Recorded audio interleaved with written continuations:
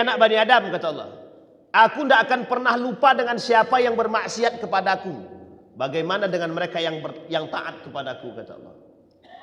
Allah tidak pernah lupa dengan orang yang bermaksiat kepadanya. Begitu juga Allah tidak pernah lupa dengan orang yang taat kepadanya. Aku ni Rabbun Rahim, kata Allah. Aku ni Tuhan yang sangat penyayang.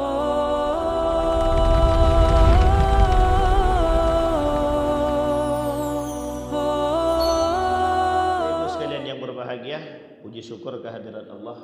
Mudah-mudahan dengan selalu mengucapkan rasa syukur, Allah berkahi hidup kita. Allah jadikan kita hamba yang dicintai, hamba yang taat, insyaallah husnul khatimah. Alhamdulillahi rabbil alamin. Berselawat kepada Nabi dengan mengucapkan Allahumma salli ala Muhammad wa ala ali Muhammad fil alamin innaka Hamidum Majid. Bapak Ibu sekalian yang berbahagia, di subuh hari ini ada satu hadis daripada baginda Nabi Muhammad sallallahu alaihi wasallam. Hadisnya panjang tapi saya baca ini.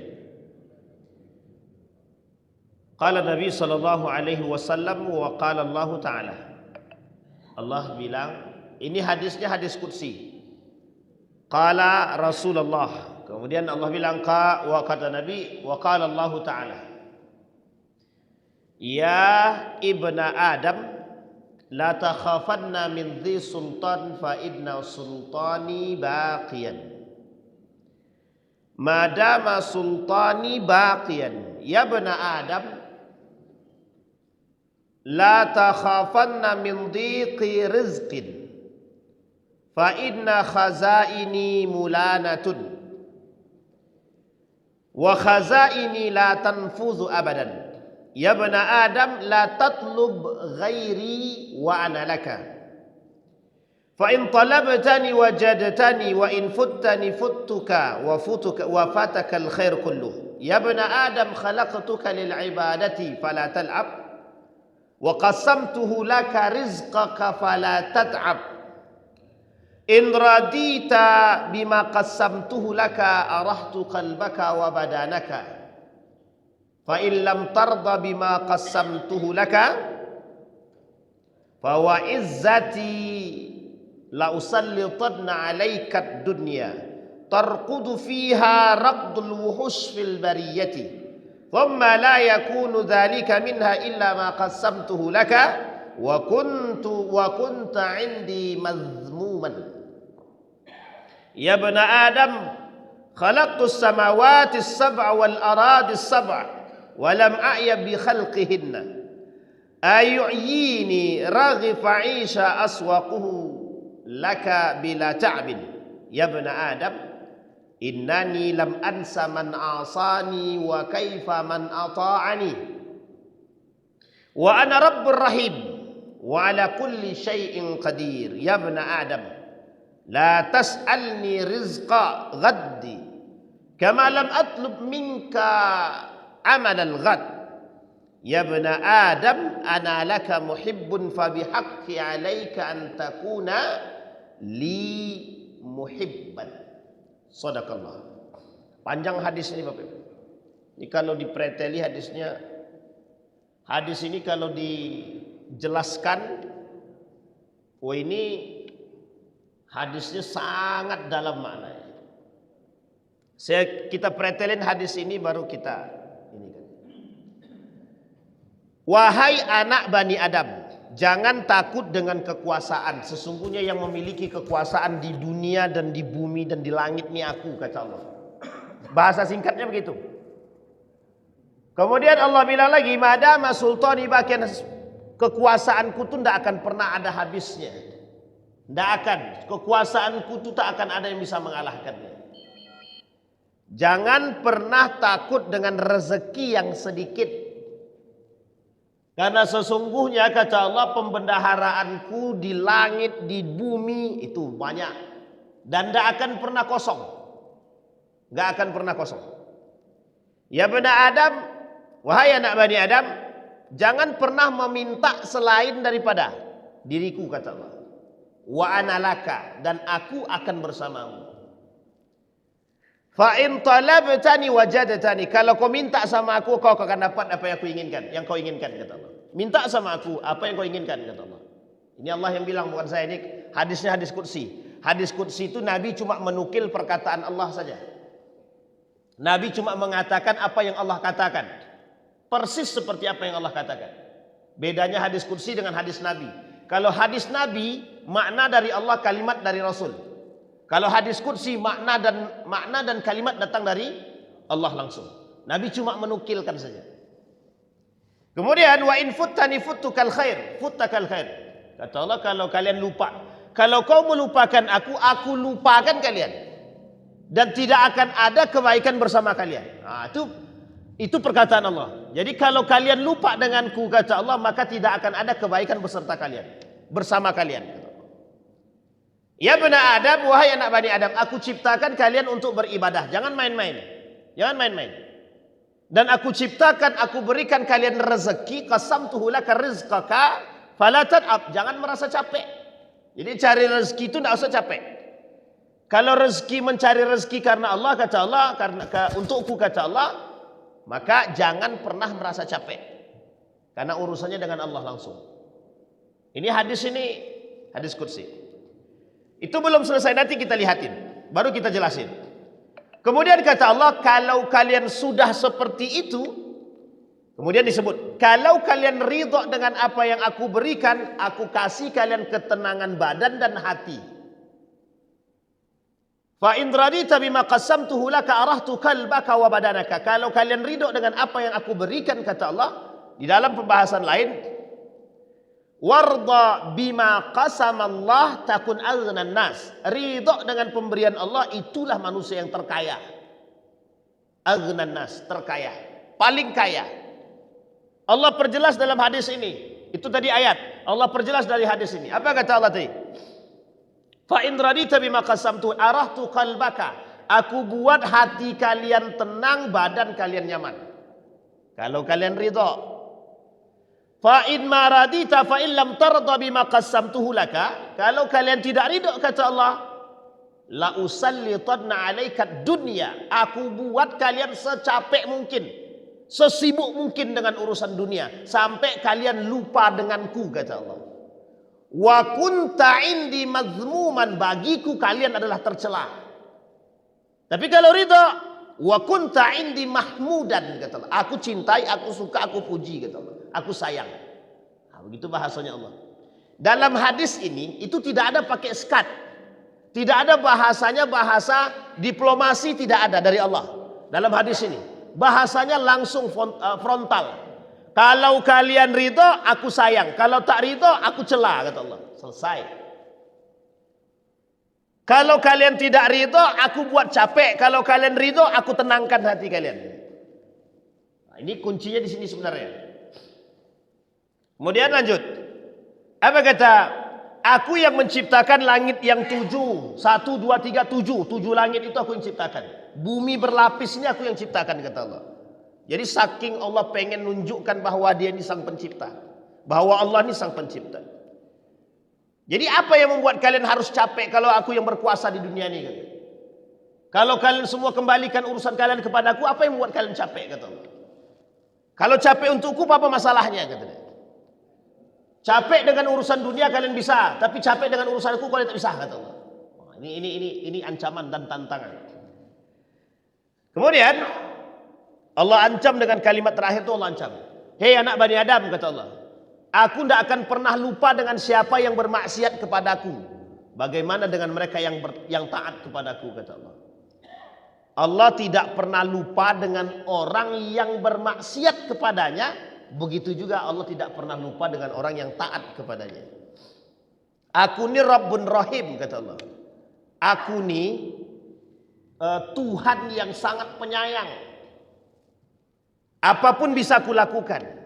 Wahai anak Bani Adam, aku tidak akan meminta rezeki untuk besok, sama halnya aku tidak meminta kalian melakukan perbuatan besok. Maksudnya bagaimana?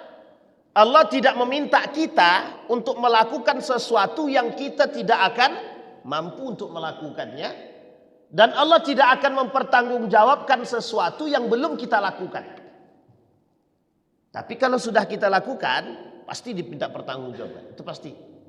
Makanya kata Allah di sini dengan kalimat terakhirnya, ana laka muhibbun, aku cinta kepada kalian, kata Allah. Kepada kamu aku cinta, kata Allah. Tapi kemudian sebaliknya, jangan sampai menjadi orang yang dibenci, kata Allah. Dan kalimat terakhir sebagai penutup, kata dalam hadis tersebut, maka jadilah orang-orang yang aku cintai, atau jadilah orang-orang yang mencintai aku, kata Allah. Sampai di sini bisa dipahami Bapak Ibu hadis ini. Ini baru terjemahan, belum penjelasan. Penjelasannya panjang banget. Nah, kita kembalikan, kita kaitkan dengan keadaan, dengan hari yang sangat bahagia sekali. Hari ini Bapak Ibu, kita ini kan dalam Idul Adha. Momen Idul Adha tahun ini itu sungguh sangat relevan dengan keadaan umat muslim hari ini. Saya bicara jujur hari ini, Pak.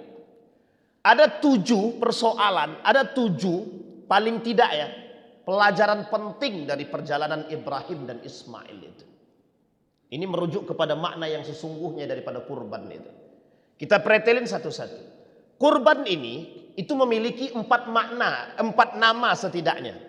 Yang pertama udhiyatun, yang kedua yauman nahar, yang ketiga yaumaz zabhi, yang keempat yaumal qurban. Kita pretelin satu-satu. Udhiyatun itu hewan ternak yang diserahkan, hewan ternak yang diberikan, hewan ternak yang memang dilakukan untuk penyembelihan dan diserahkan untuk Sang Pencipta. Bukan urusan sedekah dulu ya. Bukan urusan sedekah dulu. Yang kedua, yauman nahar, hari penyembelihan. Yaumaz zabhi, maknanya sama, penyembelihan juga. Tapi ada yang keempat, yaumal qurban.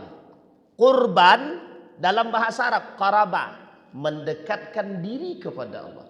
Hari di mana kita mendekatkan diri kepada Allah. Pertanyaan pertama muncul, apakah kita mendekatkan diri kepada Allah pada hari raya Idul Adha saja?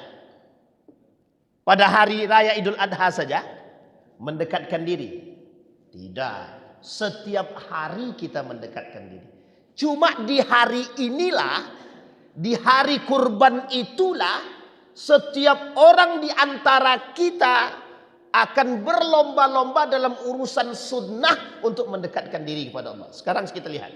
Dalam urusan wajib, mau tidak mau semua mendekatkan diri. Contoh, salat 5 waktu. Itu wajib. Puasa Ramadan, wajib. Mau tidak mau. Sekarang dalam urusan sedekah, dalam urusan memberikan yang terbaik, dalam urusan penyembelihan yang terbaik, adakah sifatnya sunnah itu dilakukan oleh sekian banyak orang? Dan seluruh dunia mencoba mendekatkan diri dengan Allah melalui pemberian mereka yang terbaik kepada Allah. Itu yang ketiga. Maka di dalam bahasa Indonesia diartikan kurban, pengorbanan. Padahal maknanya bukan pengorbanan. Maknanya mendekatkan diri kepada Allah. Simpelnya, mendekatkan diri kepada Allah dengan cara apa? Dengan cara apa? Mendekatkan diri kepada Allah dengan 2 perbuatan yang pernah didahului oleh para pendahulu. Habil dan Qabil, Ibrahim dan Ismail. Baginda Nabi Muhammad sallallahu alaihi wasallam, para sahabat, nanti kita lihat cerita-cerita sahabat sedikit-sedikit. Tak usah banyak-banyak. Sampai di sini paham Bapak Ibu. Sekarang kita lihat, kalaulah yaumal qurban ini diartikan pengorbanan, mana pengorbanannya? Kalau Nabi Ibrahim ada enggak pengorbanannya? Ada. Habil dan Qabil ada enggak pengorbanannya? Ada. Habil dan Qabil yatasabaquna bil khair fastabiqul khairat, berlomba-lomba dalam kebaikan. Kebaikan yang mana? Memberikan yang terbaik yang pernah bisa kita berikan semuanya. Apa yang terbaik? Ada satu makna yang sangat penting dalam Idul Kurban tersebut. Apa yang paling Anda cintai di rumah itu? Anak kah? Istri kah? Harta kah? Mobil kah? Motor kah? Emas kah? Rumah kah? Tanah kah? Mana yang paling Anda cintai? Di antara yang Anda cintai semua ini, mana yang paling penting untuk Anda berikan untuk Allah? Itu satu. Sampai di sini bisa dipahami Bapak Ibu. Kita rujuk kepada Habil dan Qabil. Dua pemberian, yang satu sudah mulai busuk, yang satu seekor domba yang cukup besar. Kalau secara nalar kita saja sudah bisa kita lihat mana yang begitu berkorban untuk Allah dan mana yang tidak. Ibrahim dan Ismail tak punya anak. Ketika diberikan anak umur 12 ke atas disuruh disembelih. Ibrahim mengunjungi Ismail 5 kali dalam catatan sejarah cuma. Ada yang mengatakan 7 kali, ada yang mengatakan 5 kali. Selama Nabi Ismail dan Siti Hajar di Mekah itu, semenjak ditinggalkan oleh Ibrahim, cuma 5 kali dalam catatan sejarah mengunjungi mereka. Sekarang pertanyaannya, sayangnya bagaimana Ibrahim dengan Ismail? Bertemu jarang. Sekali ketemu kira-kira sayang banget gak tuh? Kira-kira saja. Kita saja tak bertemu dengan anak sekali ketemu bagaimana rasanya? Begitu rasanya Pak. Kira-kira rasa sayangnya Ibrahim itu sedalam apa? Ini ada kalimat penting di sini untuk dipahami. Mencintai sesuatu karena Allah perlu dimaknai dengan serius. Tak sejalan dengan orang yang mencintai karena Allah hari ini. Aku mencintaimu karena Allah, lillahi ta'ala. Tiap malam teleponan, tidak ada itu Pak, bullshit itu, setan. Benar. Kalau betul dia cinta karena Allah. Aku benci karena Allah, nafsu semua hari ini. Tapi Ibrahim menunjukkan itu. Yang dituntaskan Ibrahim itu apa? Yang dipotong oleh Ibrahim itu apa? Bagaimana kecintaan yang sangat, yang tinggi pada puncaknya, sesuatu yang sudah sampai pada puncaknya dan diminta oleh Allah, dengan semudah itu dia berikan. Itulah kunci ihsan tadi. Bapak sangat cinta dengan mobil, tiba-tiba mohon maaf, kemalingan. Bapak cuma jawab, itu Allah sedang pengen ambil sesuatu dari saya. Saya yakin Pak, kalau ada orang yang tenang dengan kemalingan, lebih tenang dia dengan maling. Kita tenangnya kapan? Setelah tak mampu lagi kita cari barang hilang itu kan. Tapi kita, kalau orang yang punya tingkat mohon maaf, arahtu qalbaka wa badanaka, kata Allah, ketika tingkat rasa ketenangan hati dan badannya sampai pada puncaknya, dia cuma katakan, inna lillahi wa inna ilaihi rajiun. Itu makna yang sesungguhnya. Apa yang bisa dibuat oleh Ibrahim?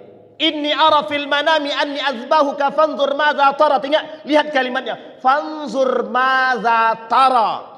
Ibrahim tidak semena-mena menjadi orang yang diktator ketika itu. Ibrahim cinta sangat dengan anaknya. Ini ada kasus baru Pak. Seorang anak pejabat ketahuan narkoba, anak bupati, salah satu di Riau lah pokoknya. Saya tak mau sebut, nanti malu pula saya. Bisa dipahami Pak ya? Tapi begitulah kecintaan terhadap anak, akhirnya mohon maaf. Mohon maaf. Nanti kita preteli kenapa banyak anak-anak yang nakal hari ini, sebab pertamanya apa?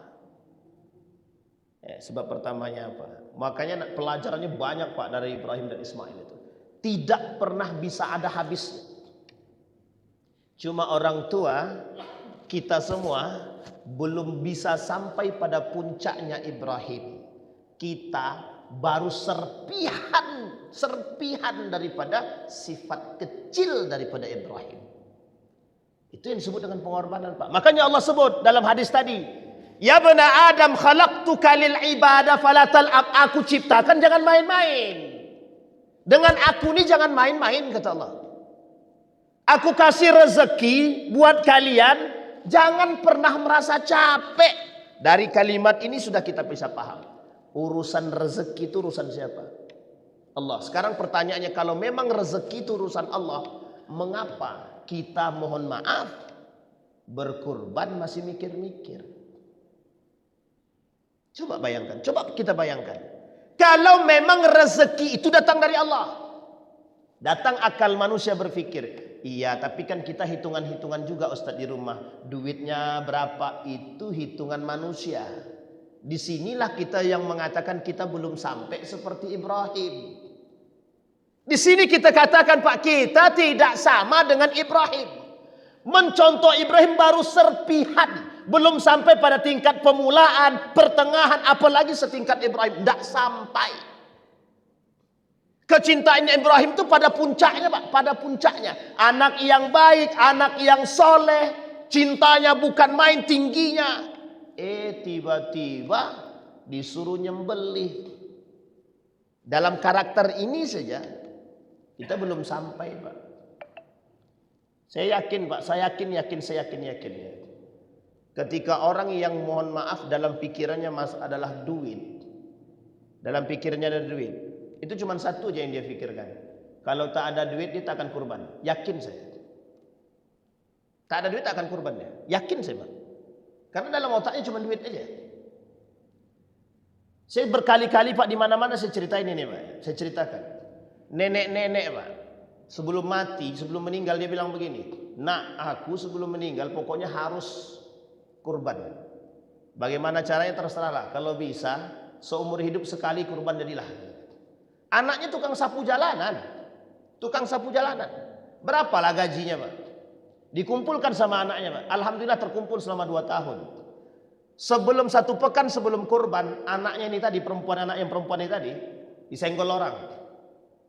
Duit dah terkumpul 1,5 juta untuk kurban. Anak ini disenggol orang. Dalam benak kita pakai akal logika saja. Kira-kira kurban tidak dia besok? Pakai akal logika aja ya. 1,5 juta digunakannya untuk biaya obat-obatan.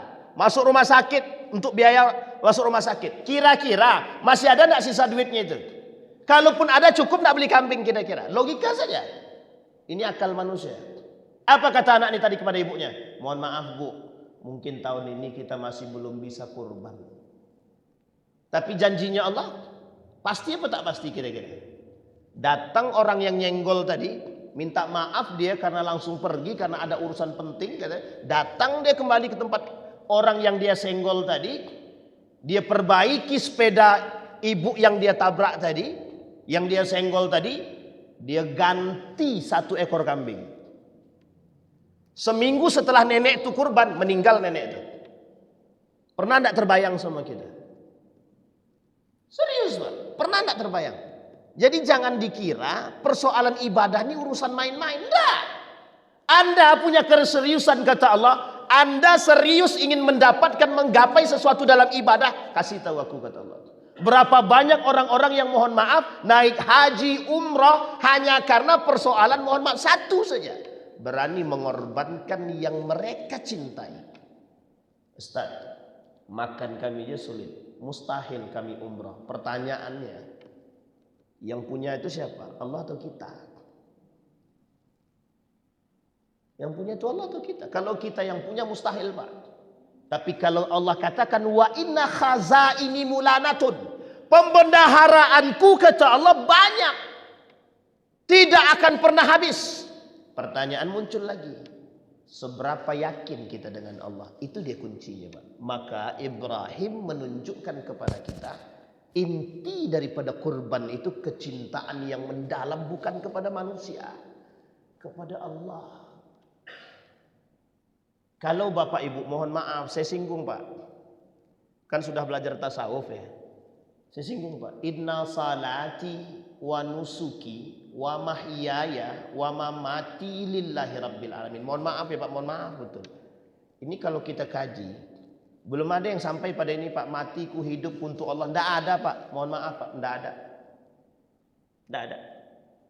Belum ada yang sampai pada titik itu, yang betul-betul menyerahkan salatku, hidupku, matiku untuk. Tidak ada, Pak. Inna salati, salatku, wa nusuki, semua kuserahkan padamu. Tidak ada. Kadang kita stres kok. Jangankan Bapak Ibu, mohon maaf, jangankan Bapak Ibu, semua. Orang yang belajar agama pun kadang-kadang mohon maaf begitu dia. Sekarang saya tanya Bapak Ibu. Saya pernah ketemu dengan seorang, mohon maaf saya anggap alim Pak, saya anggap alim betul. Orangnya tidak punya apa-apa, rumah ngontrak. Yang cinta sama dia banyak. Yang ikut kajian dia rame Pak. Tapi dia nggak punya rumah. Nggak punya rumah. Ngontrak Pak. Ngontrak. Saya tanya, kenapa nggak beli rumah? Kalau dihitung pakai akal, dengan jumlah jamaah yang sekian banyak, mohon maaf.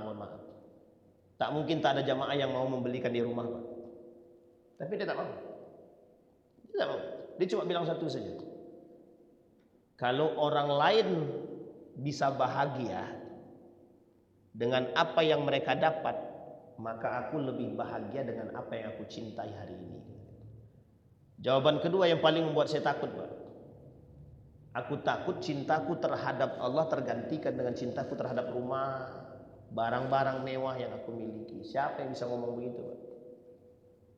Ada seorang kakek-kakek ditabrak Pak. Ditabrak mobil, pop. Tidak mati Pak, tidak meninggal. Bangun dari setelah ditabrak itu berdiri, dia masih bisa berdiri dia. Mendekat supir Pak. Apa kata dia sama supir tadi? Kamu tidak apa-apa. Bapak Ibu cari orang seperti itu. Serius Pak. Dia yang datang ke supir, dia tanya, Bapak supir enggak apa-apa. Kaget Pak supirnya langsung. Kaget. Jangankan supir Pak, saya yakin saya kaget juga. Coba bayangkan. Yang begini-begini enggak bisa datang instan Pak, enggak bisa. Salah satu caranya datang dengan yang tadi Pak. Pengorbanan. Kita belum mampu mengorbankan sesuatu yang kita cintai. Belum. Kita disuruh mengeluarkan 2 juta, Bapak Ibu tinggal pilih. 2.800.000 dapat sapi, 2.500.000 dapat sapi, pilih mana? 2.500.000 saja Ustaz paling murah. Ini pengorbanan atau bukan? Yang disebut dengan pengorbanan itu yang mana? Itu yang dimaksud dengan pengorbanan tadi. Makanya tak sebanding kita dengan Ibrahim. Kalau Ibrahim 1 anak, kalau kita baru setengah, belum sampai setengah Pak. Gajinya 3 juta sebulan. 3 juta sebulan. Dikumpulkan 3 tahun itu, berarti sekitar 30, anggaplah 36 juta. 36 juta. Kira-kira 36 juta itu bisa dapat apa? Sapi kah? Sapi limosin kah? Harusnya kan kita sampai pada puncak itu. Harusnya. Tapi kan kita tak sampai. Kita kumpulkan, dapatlah 2,5 juta. Kurang 300. Masjid situ 29. Masjid sono 27. Masjid belakang dekat rumah 25. Ya udahlah 25 aja lah, yang penting kan kurban. Yang penting kan kurban. Yang penting kurban. Sampai di sini bisa dipahami Bapak Ibu. Kira-kira dapat enggak esensinya? Mohon maaf ya, kita bicara esensi dulu. Baru kita berbicara kurbannya. Kita berbicara hakikat dulu, berbicara maknanya dulu. Penting enggak? Dapat nggak kita esensinya kurban tadi? Kalau kita berbicara yang penting kurban, mohon maaf kita nggak dapat nilainya Pak. Nggak dapat esensinya, nggak dapat. Tapi kan Ustadz itu ingat kita tidak berbicara dalam konteks yang diinginkan oleh manusia. Kita berbicara dalam yang diinginkan oleh Allah. Seikhlas apa dirimu terhadap apa yang kau berikan? Itu yang menjadi masalah kita sekarang. Bisa dipahami Bapak Ibu. Alasannya kami dalam himpitan ekonomi Ustaz. Dalam himpitan ekonomi makannya tempat mewah. Ketika datang giliran Allah minta untuk pengorbanan, tidak ada yang mau mengorbanin Pak. Lebih penting anak istri kami Ustaz. Yang penting mereka bisa makan. Berarti kita lupa dengan Allah. Inilah karakter yang paling banyak hari ini di muka bumi. Karakter tidak percaya dengan Tuhan. Namanya ateis. Musyrik. Kira-kira berat enggak kajian itu Pak? Sampai di sini bisa dipahami? Pertanyaannya makna yang sesungguhnya apa? Ini dia Pak. Keyakinan dan kecintaan kita tidak bisa digoreskan. Meskipun mohon maaf ada anak. Meskipun ada rumah, jangan tergantikan rasa cinta kepada Allah. Itu saja yang Allah ingin katakan kepada kita. Dunia itu sementara, cintamu kepadaku lebih abadi. Maka inilah sebab mengapa Allah, salah satu sebab Allah turunkan ayat, inna auladakum wa azwajakum fitnah. Anakmu, istrimu ujian. Ujian. Sekarang kita lihat dalam rumah tangga. Ketika istrinya bilang, bang, tidak ada mobil kita bang, anak sudah 3. Suaminya bilang, gajiku tidak cukup beli mobil deh. Ya gimana bang, pandai-pandai abang lah. Akhirnya mohon maaf pak, mohon maaf, nyicil lah, pinjam ke bank beli mobil. Ketika giliran Idul Kurban datang, gaji yang tak seberapa habis untuk nyicil mobil. Suami bilang, dek, mungkin bulan ini kita tidak usah nyicil dulu, kita kurban dulu. Kata istrinya, ini hutang bang, lebih penting hutang daripada kurban. Kurban sunnah, hutang wajib. Goyang enggak tuh kira-kira? Goyang enggak kira-kira? Jujur saja. Apa ada campur tangan Siti Hajar dalam urusan, mohon maaf, apa ada campur tangan Siti Hajar dalam urusan Ibrahim ingin menyembelih Ismail? Enggak ada. Kenapa? Siti Hajar tahu perintahnya datang dari Allah. Kalau memang ini datang perintah dari Allah, kata Nabi Ismail, silahkan lakukan. Kau akan dapatkan aku dalam keadaan yang sabar. Ampun enggak gitu begitu. Anak masuk narkoba, harusnya sebagai bapak dia yang bilang, masukkan, kalau perlu jangan keluarkan. Gitu harusnya.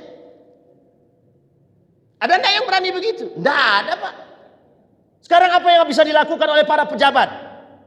Mereka akan mengangkat ego dan nafsu yang setinggi-tingginya, bayar apa yang bisa dibayar. Yang penting anakku keluar. Di mana letak cinta kepada Allah tadi? Gores. Berkorban untuk Allah atau untuk manusia. Tapi sombong dan angkuh di hadapan Allah. Begitu Pak. Jadi kita ini sekarang sedang ditampakkan oleh Allah. Begitu pentingnya esensi daripada yang tadi saya maksudkan. Makanya saya katakan, persoalan Idul Kurban, Hari Raya Idul Adha, sangat relevan setiap tahunnya untuk dibahas. Tidak pernah tidak. Karena kegagalan kita hari ini dalam memberikan pendidikan terhadap anak seperti apa yang dilakukan oleh Ibrahim dan Siti Hajar terhadap anaknya Ismail. Dari Ismail lahir satu nabi. Dari Ishak lahir sekian banyak nabi. Artinya dua-duanya, mulai dari Ibrahim, Ismail dan Ishak, dua-dua pendidikannya baik. Dari Ishak nabi semua sampai Ishak. Dari Ismail orang soleh semua sampai Nabi Muhammad.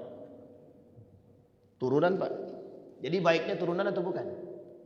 Orang tua, kakek yang baik melahirkan anak yang baik melahirkan cucu yang baik. Itu pentingnya Pak. Baik, kembali kepada poin tadi. Yaumal Qurban. Nah, poin yang kedua yang ditunjukkan oleh Nabi Ibrahim. Salasun muhlikat, kata Nabi dalam hadisnya. Ada 3 yang menghancurkan manusia.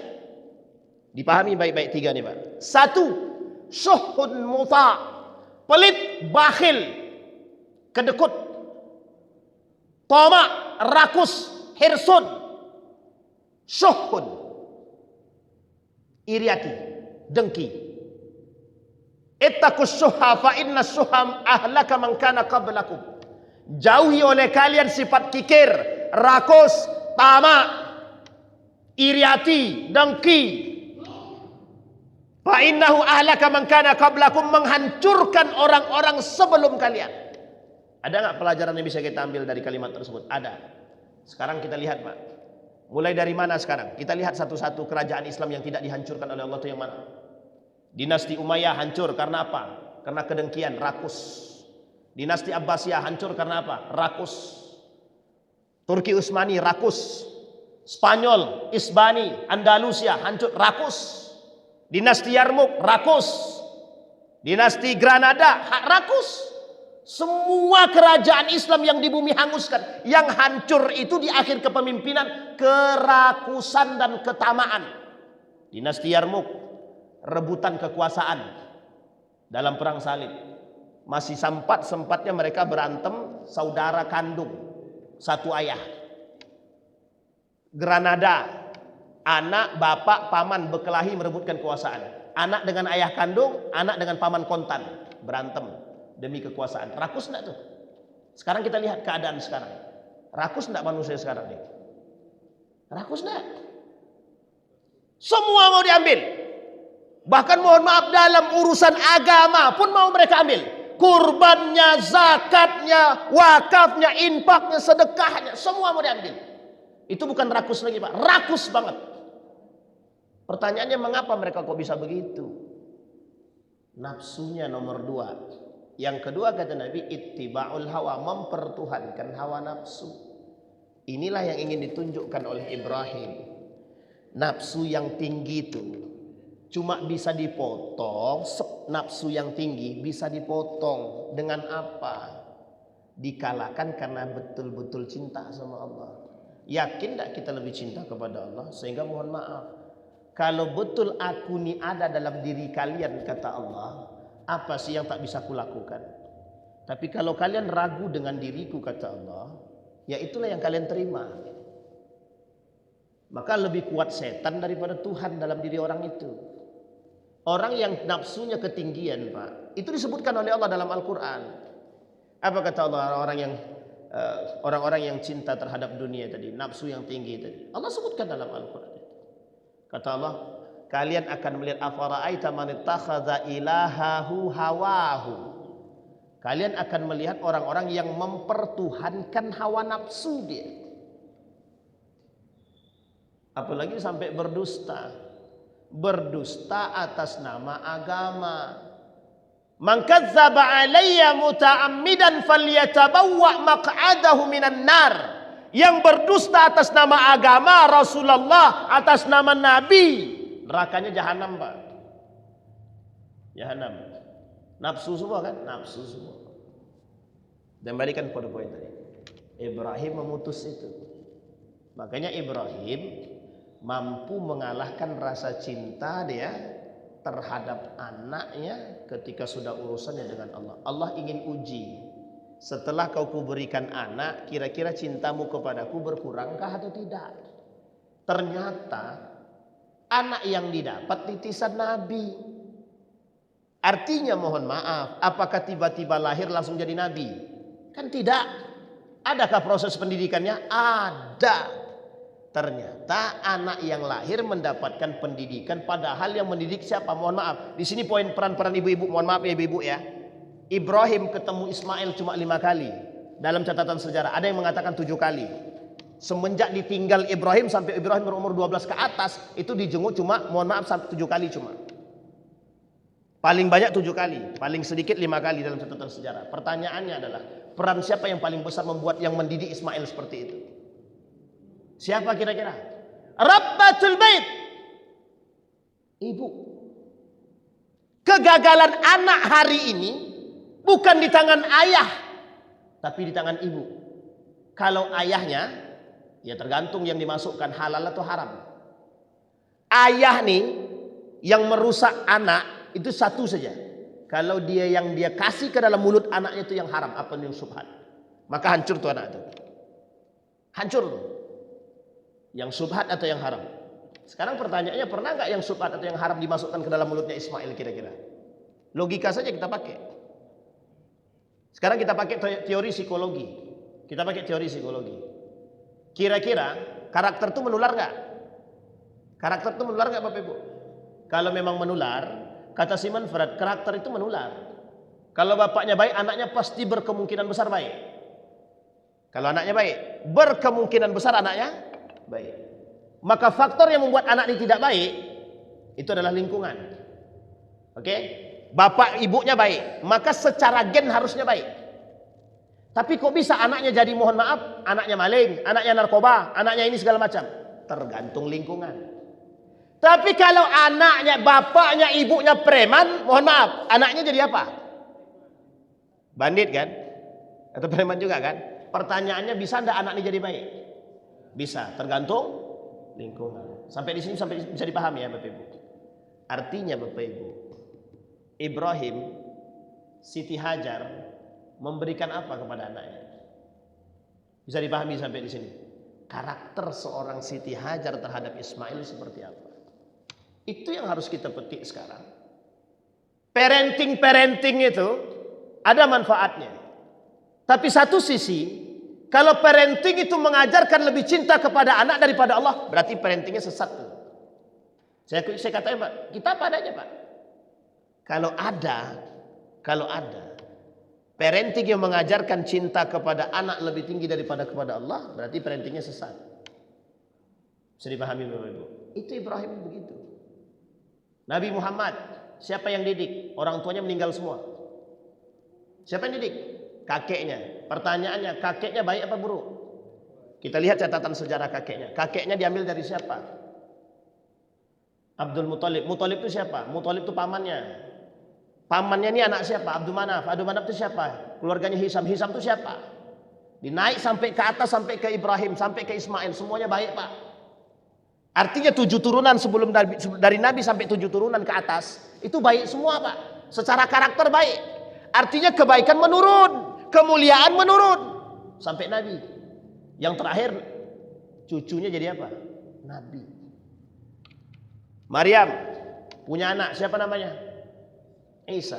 Yang didik siapa? Yang didik siapa? Zakaria. Zakaria siapa? Nabi. Maryam nabi enggak? Tidak nabi. Pertanyaannya, Hana dan Imran itu orang soleh enggak? Imran soleh, Hana soleha. Baik secara karakter. Melahirkan satu anak namanya Maryam. Maryam baik, ketaatan kepada Allah tinggi, yang sudah dibekali, dididik oleh Zakaria. Lahir siapa? Isa. Saya dipahami Bapak Ibu. Cara. Makanya tertulis dalam Al-Quran mihrab. Mihrab itu bukan ini Pak. Bukan ini mihrab itu. Tempat seperti tempat sholat yang seperti depan ini, dikhususkan untuk belajar, dikhususkan untuk mendekatkan diri kepada Allah. Makanya ini dan setempat-tempat itu disebut dengan mihrab. Bisa dipahami Bapak Ibu? Baik. Nah, ini poin penting kita Bapak Ibu sekalian berbahagia. Nah, kembali kepada poin tadi, itu yang kedua, memotong hawa nafsu. Kurban itu mengorbankan segala sesuatu yang kita cintai untuk Allah, bukan untuk manusia, bukan untuk pujian. Nah, sekarang ada tren. Nah, saya sebenarnya mohon maaf Pak, pasti orang sensitif dengan apa yang saya omongkan ini. Tapi saya ingin mengajak Bapak Ibu jangan menormalisasikan perbuatan-perbuatan mohon maaf yang sifatnya menjauhkan kita daripada Allah. Contoh, pamer. Sekarang banyak betul Pak orang yang pamer. Oh, lihat sapi saya, sapi limosin, harganya 250 juta. Besar. Divideokan. Ini biar motivasi. Mohon maaf, lebih tinggi mana? Lebih tinggi motivasinya atau lebih tinggi mohon maaf? Motivasi apa dulu? Motivasi cinta dunia. Sekarang saya tanya Bapak Ibu. Ada anggaplah ini anggap ya. Si Ahmad lah kita contoh. Duitnya banyak. Dibelikannya lah sapi limosin. Cuma divideokannya, inilah sapi kesayanganku. Aku akan bersedekah dengan sebanyak 1 ekor sapi yang besar, daging yang banyak biar bisa dinikmati oleh orang. Sekarang kita tanya, apa tujuan dia membuat video? Anggaplah ini motivasi ya, motivasi. Baik, sekarang motivasi dia apa? Apakah motivasi agar orang mengorbankan yang dicintai, atau motivasi untuk punya banyak duit biar bisa beli sapi sebesar itu? Yang pertama atau yang kedua? Itu Bapak Ibu yang bisa pikirkan. Kalau dia yang kedua, anggaplah punya banyak duit, motivasinya. Sekarang pertanyaannya, apakah setiap orang itu sama tingkat imannya? Kira-kira sama nggak tingkat imannya? Inilah yang hari ini dinormalkan. Setiap orang berkurban dengan sapi yang besar, pamerkan. Na'udzubillahi tsumma na'udzubillah. Kita tidak tahu isi hati orang. Kita tidak tahu isi hati orang. Pak Gus Baha tidak pernah pamer Pak. Gus Koyum tidak pernah pamer. Quraisy Shihab tidak pernah pamer, Pak. Tidak pernah dia pamer yang terbaik daripada sapi, dia tak pernah. Majelis Ulama Indonesia, MUI kita, tidak pernah dia sapi dia yang dipamer-pamerkan. Saya cuma motivasi Ustaz, biar semua. Tidak ada, Pak. Tidak ada. Mereka ingin tunjukkan betapa kami mampu membeli yang besar. Itu yang dimaksud dengan pengorbanan. Tidak, nafsu. Nafsu. Maka ada dua penyakit setidaknya yang saya rangkum akhir-akhir ini, Pak. Satu, musyrik, ateis. Yang kedua, pamer. Dua-dua ini Bapak Ibu, dua-dua ini penyakit. Tapi yang paling besar penyakitnya mana? Yang pertama, ateis, musyrik. Yahudi tahu dia Tuhannya, Pak. Tahu dia Tuhannya. Nasrani tahu Tuhannya. Orang Kristen tahu dia Tuhannya. Buddha tahu dia, Hindu tahu dia. Umat Muslim nggak percaya sama Tuhannya. Kira-kira musyrik nggak tuh? Musyrik, Pak.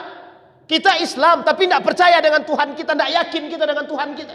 Inilah yang penyakit kata Ustadz Budi Asyari yang banyak dilupakan orang. Apa nama penyakit tersebut? Ateis. Ateis itu tidak percaya Tuhan. Apa bedanya kita Muslim yang tak percaya dengan Allah? Agama kita sama, tapi kita tidak percaya, tidak yakin dengan Allah. Hampir-hampir terjebak, terindikasi dalam penyakit kesyirikan. Ibrahim putuskan itu. Ibrahim putuskan itu. Kata Ibrahim, tidak ada kekuatan yang lebih kecuali Allah. Buktinya apa? Ibrahim mampu melawan hawa nafsu dia yang setinggi itu, yang dia khawatir kalau sempat anak itu tidak dipotong oleh Ibrahim, maka setan akan bernaung pada diri dia. Pelajaran yang paling penting bagi kita, Pak. Sekali saja kita menuruti keburukan setan, maka seterusnya kita akan bersama dengan setan. Sekali saja kita melawan setan, maka sejak saat itu setan akan berpikir untuk menghasut kita. Bisa dipahami Bapak Ibu? Bisa dipahami ya? Maka kata Allah, jangan sampai hawa nafsu jadi Tuhan dalam diri seseorang. Jangan sampai. Ini esensinya. Dan inilah makna kurban yang sesungguhnya. Ketaatan kepada Allah. Allah sebutkan dalam hadis tadi. Inilah ansa man asani wa kaifa man ata'ani. Aku tak pernah lupa dengan orang yang bermaksiat kepadaku, kata Allah. Bagaimana dengan orang yang taat kepadaku, kata Allah. Kun li muhibban. Jadilah orang yang mencintai aku dan aku akan mencintai kalian. Berat tapi perlu. Kalau tidak justru dihinakan. Bapak Ibu tinggal pilih saja dua pilihan. Dimuliakan atau dihinakan. Dimuliakan oleh Allah karena cinta kepada Allah. Dihinakan oleh Allah karena benci terhadap Allah, tidak yakin dengan Allah. Terakhir sebagai penutup Bapak Ibu, di dalam hadis ini tadi Allah sudah sampaikan kepada kita, arahtu qalbaka wa badanaka. Jangan pernah main-main dalam urusan ibadah. Jangan pernah main-main. Yakinlah bahwa semua itu urusan Allah. Kita cuma datang bermunajat dan minta. Fa idza sa'alta fas'alillah wa idza sta'anta fasta'in billah. Pasti. Saya pribadi mengalami, na'udzubillah daripada sum'ah Bapak Ibu. Saya pribadi. Saya bilang sama istri saya tahun ini, bukan tahun ini ya, waktu saya di Yogyakarta 2015an kalau tidak salah. Saya bilang sama istri saya, tahun ini kita tidak usah kurban. Kan kurban itu cuma sunnah. Duit saya tak ada. Kata istri saya, hukum kurban bagi keluarga kita wajib. Jangan sampai tidak kurban. Jangan sampai. Saya bilang, duitnya dari mana? Duit tersisa cuma 50.000 dalam saku. Gaji tak ada, tak keluar. Sementara sudah hari raya, Pak. Hari itu hari raya, Pak. Hari itu hari raya. Dan saya tidak ada beli apapun. Tidak ada sapi, tidak ada kambing. Kata istri saya, coba tengok dalam lemari. Siapa tahu ada duit. Korek lemari punya dia. Lemari dia, bukan lemari saya. Lemari, korek. Dapatlah duit, tapi tak banyak. Entah 200 atau 300.000. Hari berikutnya tanggal 11, hari tasrik itu. Hari tasrik, tanggal 11. Dapat telepon dari kampus. Pak, gaji sudah keluar. Gaji keluar itu 3 kali lipat dari apa yang saya bayangkan. Artinya saat itu juga saya bilang sama istri saya, kita bisa berkurban. Saya beli Pak kambing. Waktu itu saya beli dengan harga 1,5 juta, masih ingat betul saya. 1,5 juta. Tahun 2015 kambing 1,5 juta itu sudah cukup bagus. Sudah cukup bagus. Apa kata istri saya? Pelajaran pentingnya.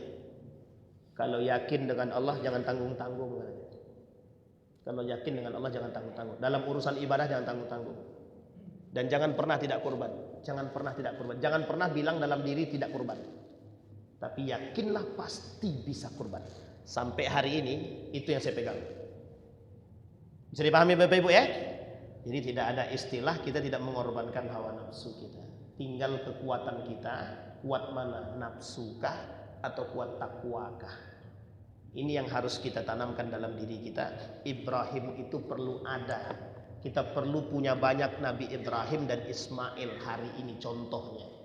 Biar kita nih mohon maaf bisa setidaknya mengatasi masalah-masalah kita yang hari ini. Kerakusan-kerakusan para pemimpin, para pejabat, mereka harus mengaca daripada Ibrahim dan Ismail. Biar bisa menjadi pelajaran bagi mereka dan kita semua. Mudah-mudahan apa yang saya sampaikan ada manfaat bagi kita semua. A'udzubillahi minasyaitonirrajim. Bismillahirrahmanirrahim. Hamdas syakirin, hamdan naimin. Hamdan yuwafi ni'amahu wa yukafi'u mazidah. Ya Rabbana lakal hamd kama yanbaghi li jalali wajhikal karim wa 'azimi sultanik. Allahumma faqihna fid din wa 'allimna ta'wil. Allahumma ighfir lana dhunubana wa dhunuba walidina warhamhuma kama rabbayana shighara. Allahumma ighfir lahum warhamhum wa'afihim wa'fu 'anhum wa akrim nuzulahum wa wasi' madkhalahum waj'alil jannata mathwahum. Allahumma taqabbal minna a'malana as-salihah. Allahumma taqabbal minna kulla a'malina ya dzal jalali wal ikram. Allahumma arinal haqqa haqqan warzuqna ittiba'ah wa arinal batila batila warzuqna ijtinabah. Allahumma ansur man nasara ad-din wa khudhul man khadhal muslimin. Allahumma anfa'na bima 'allamtana warzuqna uluman tanfa'una fid din wad dunya wal akhirah. Allahumma ij'al ahlana min ahli al-Qur'an waj'al ahillatana min ahli al-Qur'an alladhina nahnu khassatuka wa ahluka ya arhamar rahimin. Rabbana atina fid dunya hasanah wa fil akhirati hasanah wa qina adzaban nar. Walhamdulillahi rabbil alamin. Assalamualaikum warahmatullahi wabarakatuh.